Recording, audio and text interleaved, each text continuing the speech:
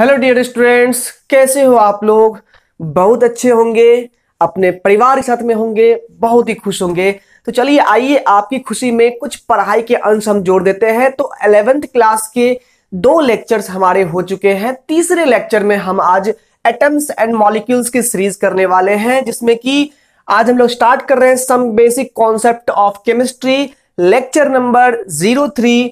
और आज का टॉपिक है हमारा डाल्टन्स एटॉमिक थ्योरी, जो कि उन्होंने 1808 में रखा था। और फिर हमारा टॉपिक रहेगा मॉलिक्यूल्स और उनकी फैमिली। ठीक है, तो चलिए आज हम लोग डाल्टन्स एटॉमिक थ्योरी से शुरू करते हैं। प्यारे बच्चों, आपको पता ही होगा कि डाल्टन ने एटम्स के बारे में बहुत सारी बातें दी थी 1808 में। और उनका जो थ्योरी था, थ्योरी उनको कहा जाता है क्योंकि जान लीजिए हमारे पास 2 स्टेटमेंट होते हैं। एक तो होता है मॉडल और एक होता है थ्योरी। अब देखिए मॉडल क्या है, जैसे कि आप कहते हैं कि अमन सर बहुत ही अच्छे हैं, ठीक है, लेकिन 10 लोग मिलकर के ये प्रूफ कर दिया अमन सर बहुत ही बुरे हैं, तो फिर क्या हो जाएगा, आपका स्टेटमेंट खराब हो जाएगा। मतलब कि आपके स्टेटमेंट को 10 लोगों ने मिलकर के साइंटिफिकली खराब कर दिया, तो आपका स्टेटमेंट मॉडल कहलाएगा, जो कि मे और मे नॉट भी ट्रू हो सकता है। जबकि थ्योरी क्या होता है, जब कोई आदमी का मॉडल, जब कोई आदमी का रिप्रेजेंटेशन को सारे साइंटिफिक क्वेरीज को वो अगर फॉलो करता है, दैट मींस अगर वो साइंटिस्ट, कई सारे साइंटिस्ट उनके सारे थ्योरी से अग्री हो जाते हैं और कहते कि नहीं भाई तुम्हारा थ्योरी बहुत सही है, सारे थ्योरी को अप्रूव कर देता है, तो वही स्टेटमेंट हमारा मॉडल से थ्योरी बन जाता है और उसे बाद में अप्रूव करने की जरूरत नहीं होती, वो ऑलरेडी अप्रूव्ड हो जाता है। ठीक है, अब देखिए यहां पर तो डाल्टन का एटॉमिक थ्योरी जो है, यानी स्टेटमेंट जो उनका था, वो हालांकि बहुत हद तक सक्सेसफुल नहीं रहा, लेकिन बाद में नहीं रहा। लगभग 100 सालों तक उनकी थ्योरी ने राज किया था केमिस्ट्री पर। जान लीजिए यहां पर साइंस के इतिहास में उनका थ्योरी, उनके जो स्टेटमेंट्स थे, वो 100 साल तक उनको कोई झुटला नहीं सका था। लगभग उनका 100 साल तक बहुत बड़ी एक लंबी यात्रा होती है। उतने दिन तक अगर जब थ्योरी को लोग मानने लग जाते हैं, तो वो सही मायने में थ्योरी ही बन जाती है। लोग उनको सत्य मान लेते हैं, ब्रह्म सत्य मान लेते हैं। अब देखिए उनके स्टेटमेंट्स को बाद में बहुत सारे स्टेटमेंट्स को गलत साबित कर दिया गया, एक आध स्टेटमेंट को छोड़ करके, ठीक है, लेकिन आखिर वही हमारा बेसिक मॉडल था। जब तक कि एक बेसिक स्टेटमेंट नहीं कोई देता, तब तक उस पर मॉडिफिकेशंस आखिर किस पर होते। मान लीजिए अगर हम बिल्डिंग ही ना खड़े करें, तो किसे लोग बार बार मॉडिफाई करते रहेगा, बार बार पेंटिंग करेगा, नए नए रंगों से डिजाइन करेगा। आखिर बिल्डिंग ही नहीं रहेगा तो फिर मॉडिफिकेशन किस चीज का होगा। तो ये डाल्टन का जो एटॉमिक थ्योरी था, वो साइंस के इतिहास में एक बिल्डिंग की तरह था, जिनको बाद में साइंटिस्ट सब मिल करके उनमें मॉडिफिकेशंस करते गए और उनको कुछ ना कुछ सही करते गए। समझे बात को। तो चलिए आइए हम लोग शुरुआत करते हैं डाल्टन्स एटॉमिक थ्योरी से। और प्यारे बच्चों, मेरा नाम अमन सिंह और आप देख रहे हैं आपका अपना यूट्यूब चैनल ऑन केमिस्ट्री। तो चलिए स्टार्ट करते हैं आज का लेक्चर। तो डाल्टन एटॉमिक थ्योरी के कुछ महत्वपूर्ण पहलू थे, उनके कुछ स्टेटमेंट थे, जिनको पहले हम लोग स्टडी कर लेते हैं और फिर बारी बारी से सभी स्टेटमेंट्स पर हम लोग विचार भी करेंगे और उनमें बाद में हम लोग लिमिटेशंस भी देखेंगे कि उनके स्टेटमेंट्स कहां तक सही थे और कहां बाद में लिमिटेशंस आ गए। आप तो जानते ही होंगे कि जब डाल्टन जी ने ये लॉ दिया था, ये नियम दिया था, ये सारे स्टेटमेंट दिए थे, उस समय हमारे पास उतने अधिक एपरेटस नहीं थे, उतने अधिक यंत्र नहीं थे, जिसके द्वारा हम लोग जो है उनमें बारीकी से अध्ययन करके तत्कालिक उनको गलत या सही ठहरा सकते। तभी लोग अधिकतर जो है ना, कुछ अच्छे पढ़े लिखे लोगों की बातों को ही मान करके उनको थ्योरी मान लेते थे। तभी जो है ना, बस यही था। अभी की डेट में क्या है कि कोई भी एक्सपेरिमेंट होता है तो उस पर पूरी तरह से यंत्र के द्वारा, यानी कि बहुत सारे एपरेटस हमारे पास में आज की डेट में है, जिनके द्वारा साइंटिस्ट के एक्सपेरिमेंट्स को वहां पर अप्रूव करना होता है, दिखाना होता है। ठीक है, तो चलिए यहां पर देखते हैं। इनका पहला स्टेटमेंट था, स्टेटमेंट नंबर 1 लेते हैं। इन्होंने कहा था matter is made up of small and indivisible particles called atom। और अगर हम बात करें यहां एटम वर्ड की, तो एटम वर्ड जो है ग्रीक भाषा के एटोमियो वर्ड से लिया गया है, जिसका मतलब होता है अनकटेबल, जिसका मतलब होता है नॉट कटेबल, जिसको हम लोग काट नहीं सकते हैं, डिवाइड नहीं कर सकते हैं, जो डिविजिबल नहीं हो उसी को एटोमियो कहते हैं। और इसी से एटम वर्ड लाया गया है। तो इनका कहना था कि दुनिया का हर एक मैटर जो होते हैं ना वो छोटे छोटे पार्टिकल से मिलकर बने होते हैं, ऐसे पार्टिकल जिनको कि डिवाइड नहीं कर सकते हैं, अनकटेबल पार्टिकल होते हैं। प्यारे बच्चों, उन्हीं पार्टिकल्स को उन्होंने एटम कहा था। ठीक है, दूसरी बात यह है, उन्होंने कहा था atoms of same elements are identical in all respect. मतलब कि जितनी भी फिजिकल और केमिकल प्रॉपर्टीज की बात करें, अगर हमारे पास दो तरह के एलिमेंट हो, इसके हाथ में भी ये गोल्ड हो और इस हाथ में भी मेरे पास गोल्ड हो, तो दो एलिमेंट हमारे पास में है, दोनों सेम एलिमेंट है, तो दोनों सेम एलिमेंट के जो एटम्स होंगे बिल्कुल पूरी तरह से इक्वल होंगे, बिल्कुल हर एक प्रॉपर्टी में, चाहे मास, डेंसिटी वगैरह कुछ की भी बात करें, तो सब सारे प्रॉपर्टीज के रिस्पेक्ट में दोनों ही एलिमेंट के एटम्स बिल्कुल आइडेंटिकल होंगे, उनका ये कहना था। ठीक है, और उसी तरह से उनका ये भी कहना था कि अगर हमारे पास दो डिफरेंट एलिमेंट होंगे तो उनकी सारी प्रॉपर्टीज बिल्कुल डिफरेंट होंगी, ऑल रिस्पेक्ट में वो बिल्कुल डिफरेंट होंगे, चाहे साइज की बात करेंगे, चाहे मास की बात करेंगे, चाहे डेंसिटी की बात करेंगे, चाहे वॉल्यूम की बात करेंगे, सभी प्रकार से दो सेम एलिमेंट के दो सेम एलिमेंट सारी प्रॉपर्टीज में उनके एटम सेम होते हैं और दो डिफरेंट एलिमेंट्स के एटम सारी प्रॉपर्टीज में डिफरेंट होते हैं। ठीक है, तो यहां पर देखिए तीसरा पॉइंट है atoms of different element are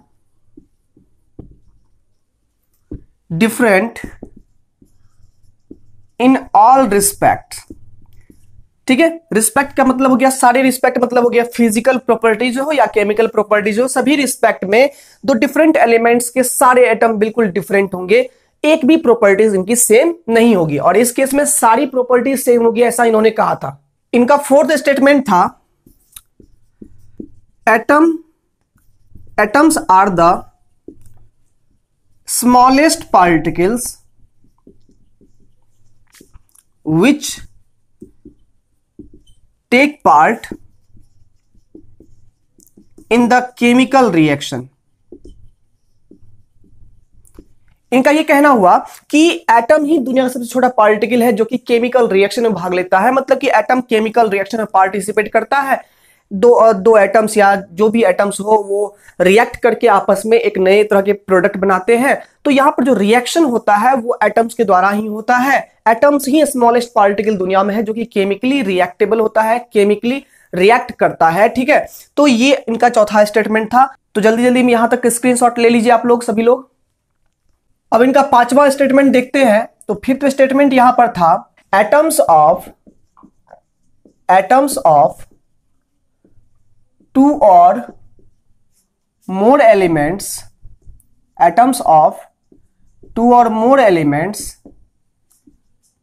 combine in a fixed ratio to form molecules or compounds। इन्होंने कहा था कि एटम्स ऑफ टू और मोर एलिमेंट्स, यानी कि दो या दो से अधिक तरह के एलिमेंट जो होते हैं उनके एटम्स आपस में कंबाइन कर जाते हैं और कंबाइन करके मॉलिक्यूल या कंपाउंड का फॉर्मेशन करते हैं, और वो कंबाइन जो करते हैं वो फिक्स्ड रेशियो में करते हैं। उनका मास रेशियो जो होता है कॉम्बिनेशन को वो बिल्कुल फिक्स होता है, जैसा कि आपने लॉ ऑफ कांस्टेंट प्रोपोर्शन में आपने पढ़ा ही है कि जो भी दुनिया में कंपाउंड बने होते हैं वो एटम्स के फिक्स रेशियो में जुड़ने से बने होते हैं। जैसे कि अगर हम बात करें तो हाइड्रोजन और ऑक्सीजन ये दो अलग अलग एलिमेंट्स के एटम हैं, ये दोनों आपस में मिलकर के H2O फॉर्म करते हैं, बनाते हैं, और इसमें जो मास रेशियो है हाइड्रोजन और ऑक्सीजन का वो कितना है 1:8 है, यानी कि 1 भाग हाइड्रोजन है तो 8 भाग बाय मास हाइड्रोजन, 1 भाग हाइड्रोजन है तो 8 भाग यहां पर ऑक्सीजन है। ये यहां पर फिक्स रेशियो है, चाहे आप यहां पर वाटर आप इंडिया का लाए, तो चाहे लंदन का लाए, चाहे वाटर आप समुद्र से लाए, चाहे वाटर आप ट्यूबवेल का लाए, कहीं का भी वाटर लाए, यहां पर वाटर है तो इसमें हाइड्रोजन और ऑक्सीजन का कॉम्बिनेशन जो रेशियो है मास का वो बिल्कुल फिक्स रहेगा। ऐसा डाल्टन ने कहा था कि एटम्स जो दो या दो से अधिक एलिमेंट के होते हैं वो कंबाइन करते हैं फिक्स रेशियो में और एक कंपाउंड बनाते हैं। ठीक है, तो ये इनका पांचवा स्टेटमेंट था। छठा स्टेटमेंट की बात करें तो इन्होंने कहा था atoms can neither be created nor be destroyed in a physical or chemical process,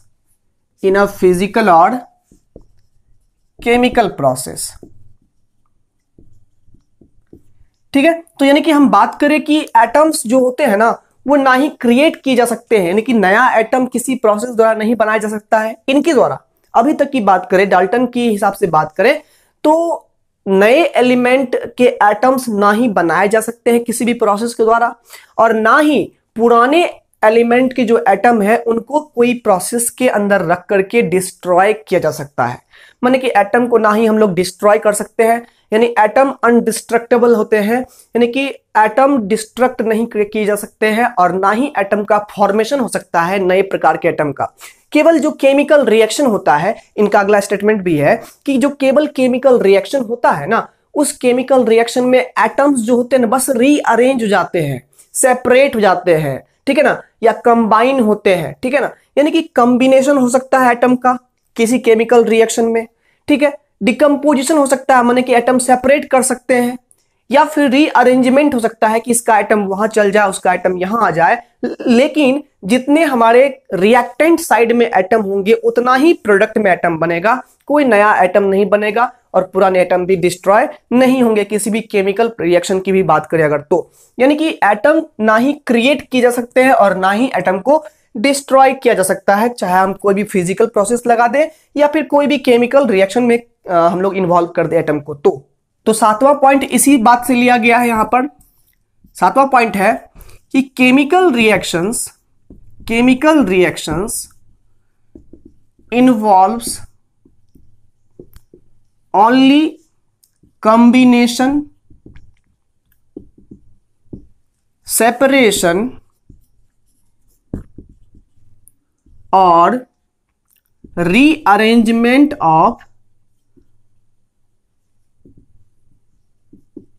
atoms में भी। मान लीजिए यहां पर कोई एटम, कोई मान लीजिए मॉलिक्यूल है ए बी, इसको केमिकल रिएक्शन में लेके जाएंगे तो ये सेपरेट होकर के ए प्लस बी बन सकता है, ए अलग बी अलग हो जाए, या फिर हम यहां पर कोई भी ए प्लस बी लाए और वो कंबाइन करके ए बी बन सकता है, या फिर अगर हम कोई यहां पर A C plus B D यहां पर लाए तो यहां पर maybe A B plus C D बन सकता है।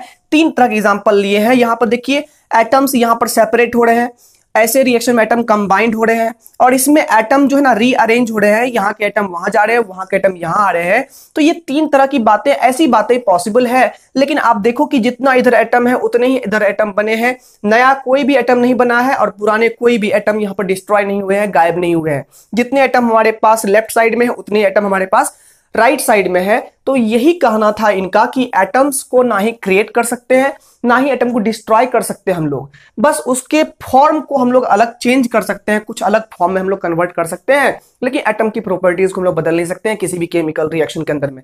ठीक है, तो इनका ये सातवां पॉइंट था। आठवें पॉइंट की बात करते हैं। अब आठवें पॉइंट को डिस्कस करने से पहले हम आपको याद दिला देते हैं कि अभी हम आपको पढ़ाए थे कि इन्होंने कहा था कि दो एटम्स जो होते हैं, डिफरेंट एटम, वो आपस में एक फिक्स्ड रेशियो में कंबाइन करके एक फिक्स्ड कंपाउंड बनाते हैं। तो इनका ही कहना था कि वही दो एटम किसी डिफरेंट रेशियो में भी कंबाइन कर सकता है और करके एक डिफरेंट कंपाउंड बना सकता है। जैसे कि यहां पर अगर हम H2O की बात करें तो H2O में H:O रेशियो जो है वो है 1:8। वही अगर हम H2O2 की बात करें तो यहां पर भी सेम एलिमेंट ही कंबाइन कर रहे हैं, लेकिन यहां पर H:O का रेशियो 1:16 है, क्योंकि यहां पर देखिए 2 और ऑक्सीजन का मास होता है 16, 2 जा 32, 2:32 तो कितना हो जाएगा 1:16 हो जाएगा। तो रेशियो जैसे ही बदलेगा कंपाउंड भी बदल जाएगा। तो इनका आठवां पॉइंट कहना था यहां पर कि two atoms combine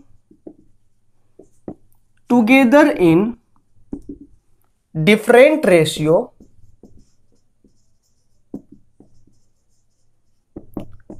to form different compounds. यानी कि अगर यहां पर हम बात करें तो अगर दो एटम्स किसी दूसरे रेशियो में दूसरे तीसरे प्रकार के कई सारे रेशियोज में अगर कंबाइन करें तो डिफरेंट डिफरेंट टाइप्स के यहां पर मॉलिक्यूल्स या कंपाउंड का फॉर्मेशन करेंगे। जैसा कि यही चीज एक्सप्लेन करता है लॉ ऑफ मल्टीपल प्रोपोर्शन। याद आया होगा आपको कि नाइट्रोजन और ऑक्सीजन ये दो एलिमेंट है और ये दो एलिमेंट कंबाइन करके N2O भी बनाते हैं, N2O2 भी बनाता है, N2O3 भी बनाता है, N2O4 भी, N2O5 भी।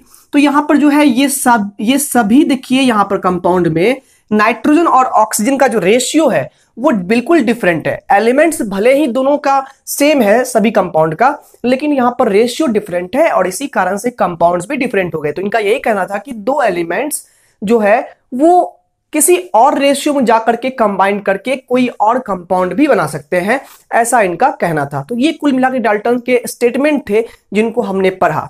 अब देखते हैं कि इन स्टेटमेंट में कमी किस बात की आई, क्या आगे हुआ ऐसा जो कि यहां पर ये स्टेटमेंट गलत हो गया। ठीक है, तो हम लोग लिमिटेशंस की बात करेंगे कि इनका स्टेटमेंट किन बातों को एक्सप्लेन नहीं कर पाया, और फिर ये पढ़ेंगे कि इनके थ्योरी को आगे चल करके मॉडिफाई करके क्या कन्वर्ट किया गया, उसमें क्या कुछ चेंजेस किए गए, उनका जो मॉडर्न अब एटॉमिक थ्योरी है वो क्या है, उनके बारे में भी हम लोग जानेंगे। पहले इनकी लिमिटेशंस की बात कर लेते हैं, तो इस पॉइंट को भी आप लोग नोट आउट पहले कर लीजिए। Drawbacks of Dalton atomic theory यानी लिमिटेशंस, किन बातों को ये एक्सप्लेन नहीं कर पाया। तो आपने पढ़ा था कि लॉ ऑफ केमिकल कॉम्बिनेशन 5 प्रकार के लॉ थे। एक लॉ था हम लोग का law of conservation of mass.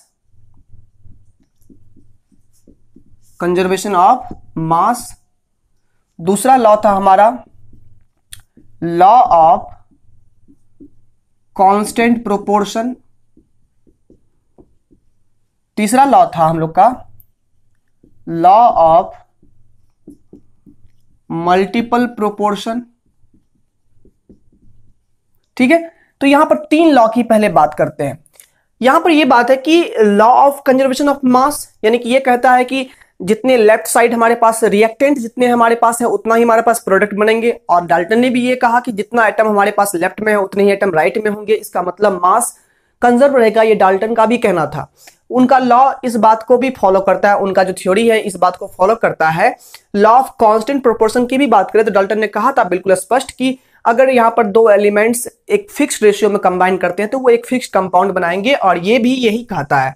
ठीक है, लॉ ऑफ मल्टीपल प्रोपोर्शन भी उन्होंने समझाया था। उन्होंने अपने स्टेटमेंट में कहा था कि जब दो एलिमेंट्स डिफरेंट डिफरेंट रेशियो में कंबाइंड होते हैं तो डिफरेंट डिफरेंट कंपाउंड बनते हैं, और लॉ ऑफ मल्टीपल प्रोपोर्शन कुछ इन्हीं बातों को एक्सप्लेन करता है। यानी कि लॉ ऑफ केमिकल कॉम्बिनेशन की ये 3 लॉ को डाल्टन एटॉमिक थ्योरी बिल्कुल फॉलो करता है।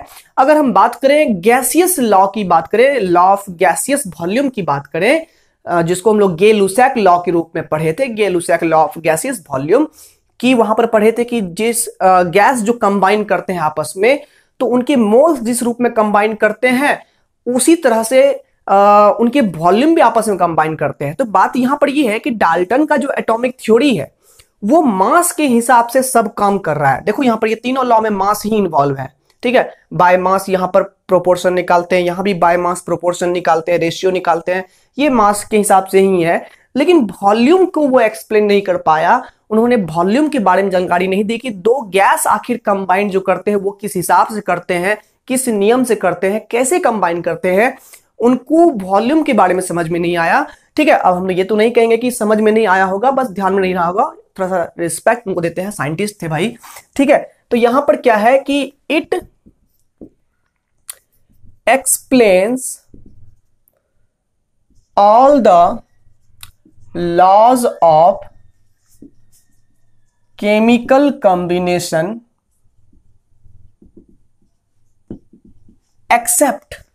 एक्सेप्ट मैंने किसको छोड़ करके, law of gaseous volume.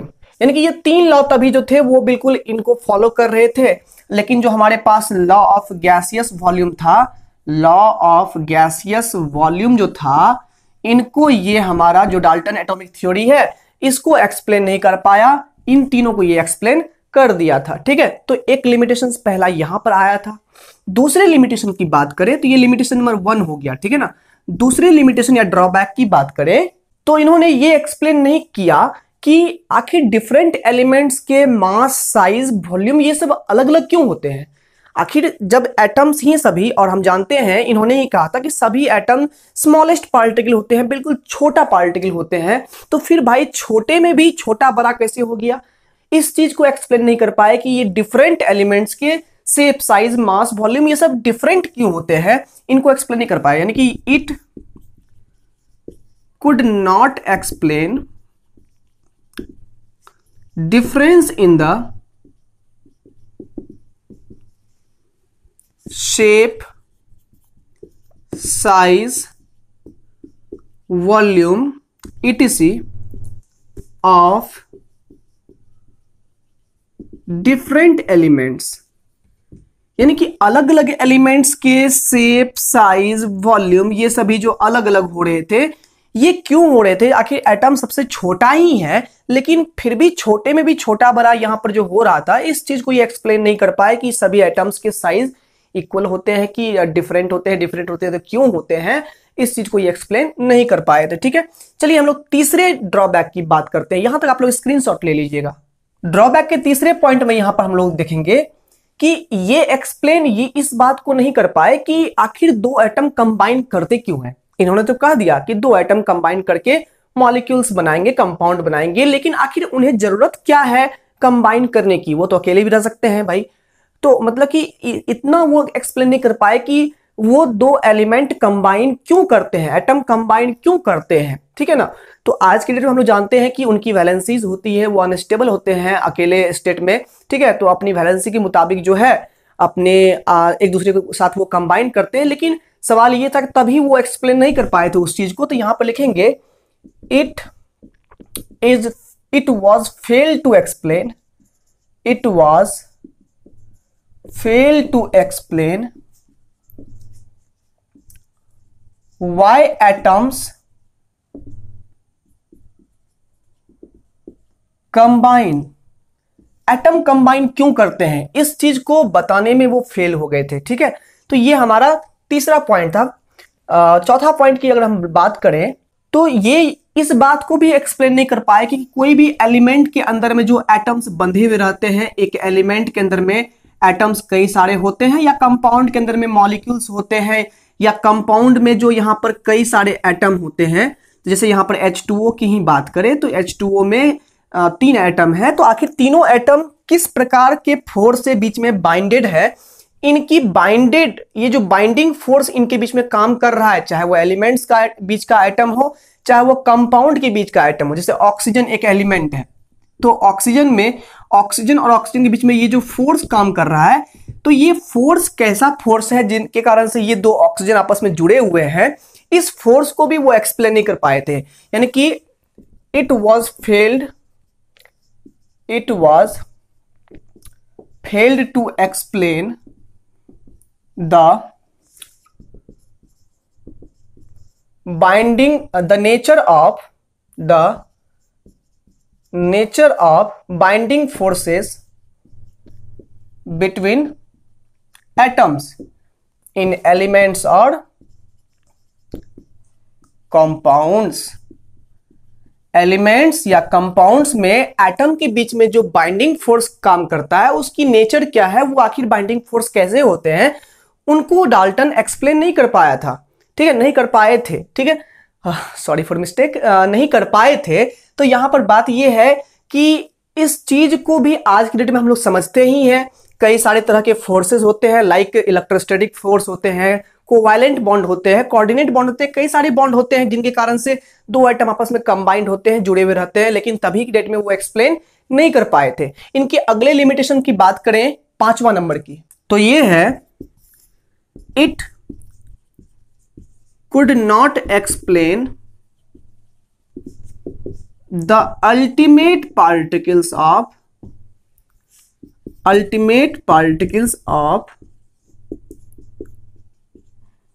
elements और compounds।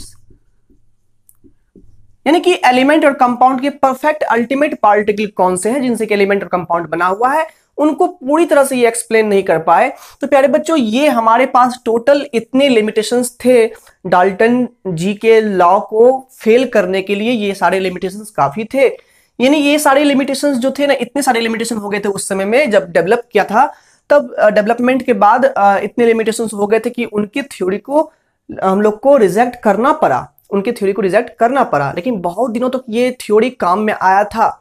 हालांकि रिजेक्ट तो कर दिया गया, लेकिन रिजेक्ट करके इनकी थ्योरी को पूरी तरह से निस्तो नाबूद नहीं किया गया, उनमें मॉडिफिकेशंस किए गए। जैसे कि जो यही बात कि कोई आदमी के परदादा जी बहुत अच्छी बिल्डिंग बनाए थे, हालांकि वो बिल्डिंग का रूपरेखा बिल्कुल बिगड़ गया 200-300 साल में। तो क्या हो गया यहाँ पर, तो उनके जो मतलब कि छोटे जो यहाँ बच्चे हैं वो जब बड़े हुए तो उन्होंने उस बिल्डिंग को तोड़ना ना चाहा। उन्होंने कहा कि ये मेरे दादा की निशानी है, तो यहाँ पर हम उसको क्या करेंगे, मॉडिफाई करेंगे, लेकिन इसको तोड़ेंगे नहीं। जस्ट वही बात यहाँ पर है कि ये हमारे पूर्वजों की निशानी थी, तो इसको मॉडिफाई करना जरूरी था। यहाँ पर इसको पूरी तरह से खत्म करना जरूरी नहीं था।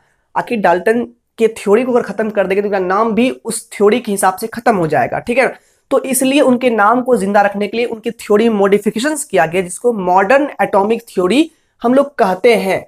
जैसे कि DAT पढ़े, अब पढ़ेंगे MAT, मॉडर्न एटॉमिक थ्योरी। तो आइए हम मॉडर्न एटॉमिक थ्योरी के स्टेटमेंट्स को समझे और ये देखें कि डाल्टन के एटॉमिक थ्योरी को सही करके किस रूप में नया एटॉमिक थ्योरी लिखा गया है, कौन कौन से थ्योरी में बदलाव किए गए हैं और डाल्टन के कौन से थ्योरी बिल्कुल अभी तक उस मॉडर्न थ्योरी में भी शामिल है। आइए देखते हैं। तो अब लिखना है हम लोगों को modern atomic theory, MAT। Dalton के एटॉमिक थ्योरी DAT को मॉडिफाई करके यहां पर लाया गया मॉडर्न एटॉमिक थ्योरी, जिसका पहला स्टेटमेंट है। स्टेटमेंट ये है कि एटम्स जो उन्होंने कहा था कि इंडिविजिबल है, वो ज्यादा दिन तक नहीं चला। अब जो है हम लोग एटम्स को इंडिविजिबल नहीं मानते हैं, क्योंकि हम जानते हैं कि एटम्स को कई सारे टुकड़ों में डिवाइड कर दिया गया है, यानी कि एटम्स भी कई सारे छोटे छोटे पार्टिकल से मिलकर बने हुए हैं।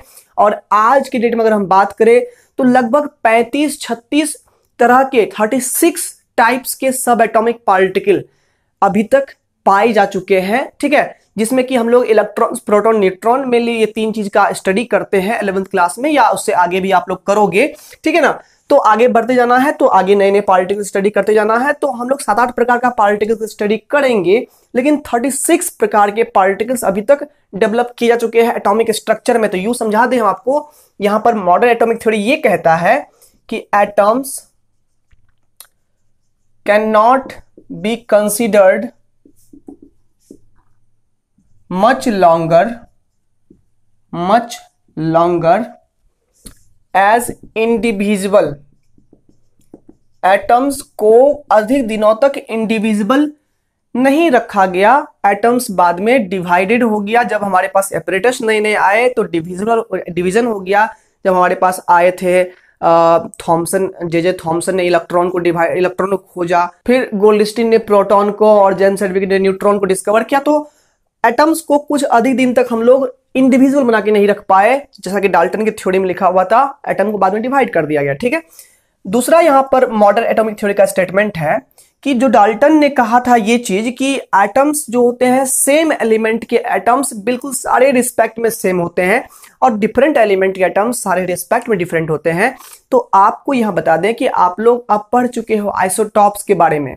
आइसोटॉप्स सेम एलिमेंट ही होते हैं, सेम एलिमेंट होते हैं, क्योंकि उसका एटॉमिक नंबर सेम होता है, लेकिन कुछ कुछ प्रॉपर्टीज क्या होती है, डिफरेंट होती है, यानी कि एटॉमिक मास डिफरेंट होते हैं, ठीक है। तो यानी कि सेम एलिमेंट की भी प्रॉपर्टीज क्या हो सकते हैं, डिफरेंट हो सकते हैं। सेम एलिमेंट की भी 1, 2 या 1 से अधिक कई सारे प्रॉपर्टीज डिफरेंट हो सकते हैं, और 2 डिफरेंट एलिमेंट के भी 1 या 1 से अधिक कुछ ना कुछ प्रॉपर्टीज सेम हो सकते हैं, ठीक है, जिसके बारे में आप आइसोबार्स के बारे में पढ़े हो, ठीक है। तो यहां पर देखते हैं, यहां पर क्या है, atoms of same elements may have one or more different properties। Like यहां पर हम बात करें, अगर तो जैसे कि हाइड्रोजन 1 ड्यूटेरियम 1 ट्राइटियम 1 तो सभी ये हमारे पास हाइड्रोजन ही है। लेकिन सभी हाइड्रोजन है क्योंकि उसमें एक ही प्रोटॉन होता है, हाइड्रोजन ही है, एटॉमिक नंबर सबका एक है, लेकिन सभी के मास नंबर अलग अलग है, जिसके कारण से प्रॉपर्टी सबकी बदल जाएगी। तो ये सभी सेम एलिमेंट्स के एटम है, लेकिन फिर भी यहाँ पर प्रॉपर्टीज में क्या है, डिफरेंट है, डिफरेंस है प्रॉपर्टीज में। इनको हम लोग आइसोटॉप्स बोलते हैं। ठीक है, तो आइसोटॉप्स की डिस्कवरी के बाद एक नया थ्योरी बन गया। तीसरा पॉइंट है atoms of different elements may have one or more same properties। अब डिफरेंट एलिमेंट भी अगर होंगे तो उनकी प्रॉपर्टीज के बारे में बात करें तो उनमें सभी चीज डिफरेंट होंगे, ऐसे डाल्टन ने कहा था। लेकिन अभी डेट में अगर हम बात करें आइसोबार्स की, तो जैसे कि देखिए यहाँ पर कैल्शियम में अगर हम देखें, कैल्शियम का एटॉमिक नंबर 20 होता है, मास 40 होता है। वही आर्गन का भी एटॉमिक नंबर 18 होता है, मास कितना होता है 40। यानी कि यहाँ पर दो डिफरेंट एलिमेंट तो है, लेकिन मास क्या है दोनों का सेम है ना। दैट मीन्स ये हो गया यहाँ पर कि दो डिफरेंट एलिमेंट तो है बट इनकी प्रॉपर्टीज क्या है, एक प्रॉपर्टी जो एटॉमिक मास है वो बिल्कुल सेम है। सिमिलरली अगर हम बात करें यहाँ पर, तो हमारे पास अगर कार्बन की बात करें तो कार्बन का एक आइसोटोप क्या होता है C614, यानी कि कार्बन का एटॉमिक नंबर 6 और मास नंबर 14 होता है। C12, C13, C14 में C14 लिए हैं। ठीक है, और नाइट्रोजन के एटॉमिक मास 7 होते हैं, जबकि मास नंबर एटॉमिक नंबर 7 होते हैं और मास नंबर कितना होता है 14 होता है। तो यहां पर इन दोनों को अगर हम देखते हैं तो दो डिफरेंट एलिमेंट है, लेकिन इनकी एक प्रॉपर्टी क्या है, सेम है। इन्हें हम लोग बोलते हैं आइसोबार्स। क्या बोलते हैं, आइसोबार्स बोलते हैं। तो एक नया मॉडिफिकेशन किया गया इन दोनों लॉज में, जो कि वहां पर डाल्टन ने कुछ और कहा था, यहां पर कुछ और साबित हुआ है। ठीक है, तो इस पॉइंट को भी नोट आउट कर लीजिए आप लोग। फिर चलते हम लोग चौथे नंबर के पॉइंट में। फोर्थ पॉइंट में यहां पर कहना है atom is the smallest particle which take part in chemical reaction. जी हाँ, ये बिल्कुल सेम है जैसा डाल्टन ने कहा था। डाल्टन ने भी यही बात कहा था कि एटम स्मॉलेस्ट पार्टिकल होता है जो कि केमिकल रिएक्शन में पार्ट लेता है।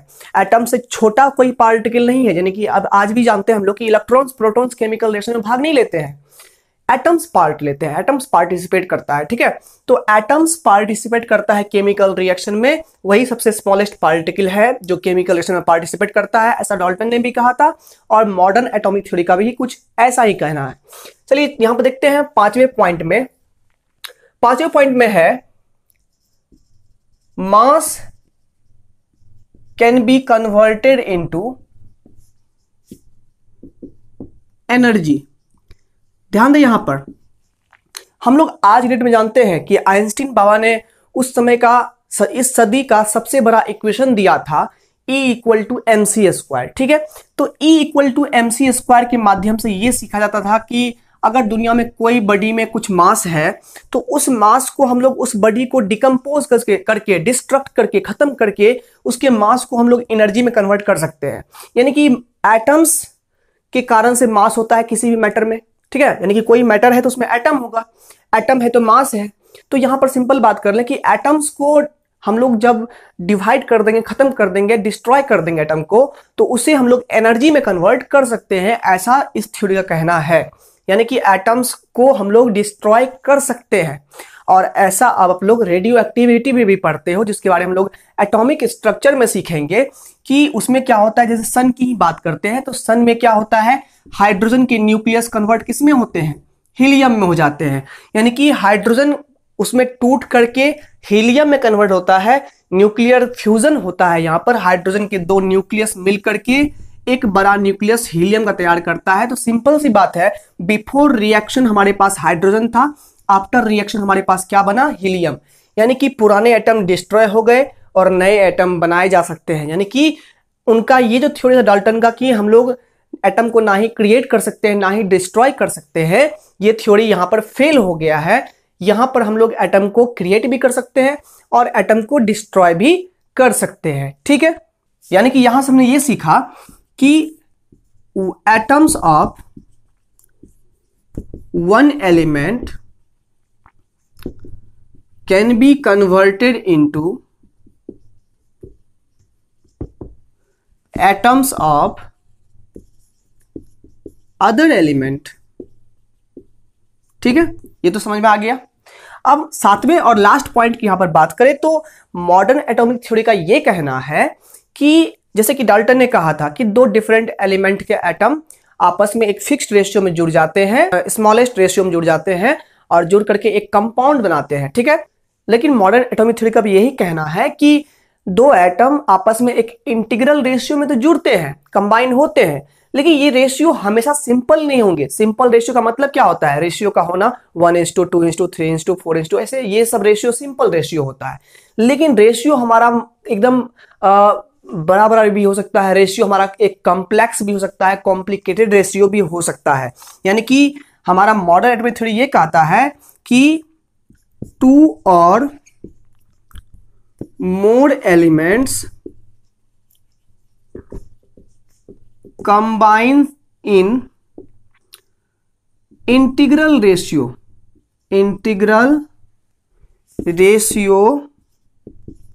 by mass, but it is not always simple।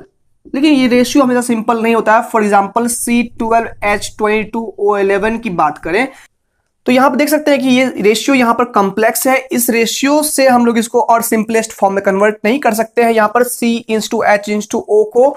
तो यानी कि यही बात है कि जैसे कि कहा गया था वहां पर कि जब दो एलिमेंट कंबाइन होते हैं, दो एटम कंबाइन होते हैं तो एक छोटे से रेशियो में आपस में जुड़ते हैं, जिसके बाद एक फिक्स्ड कंपाउंड बनता है। तो यहां पर मॉडर्न एटॉमिक थ्योरी यही कहता है कि हाँ भाई सही है कि इंटीग्रल रेशियो में जो है ना दो एटम्स या अधिक एटम आपस में जुड़ते हैं, कंपाउंड बनाते हैं, लेकिन ये रेशियो हमेशा सिंपल नहीं होता है, कभी कभी ये रेशियो कॉम्प्लेक्स भी हो जाते हैं, ऐसा इनका कहना है। तो प्यारे बच्चों, यहां तक हम लोग मॉडर्न एटॉमिक थ्योरी को पढ़े। अब हम लोग स्टार्ट करेंगे प्यारे बच्चों, ये एटम का बात हम लोग कर लिए, डाल्टन एटॉमिक थ्योरी का बात कर लिए। अब हम लोग बात करेंगे मॉलिक्यूल्स की, टाइप्स ऑफ मॉलिक्यूल्स की बात करेंगे। तो प्यारे बच्चों, यहां तक अगर आपको अच्छा लगा है तो एक लाइक बस बनता है वीडियो में और एक सब्सक्राइब भी तो बनता है।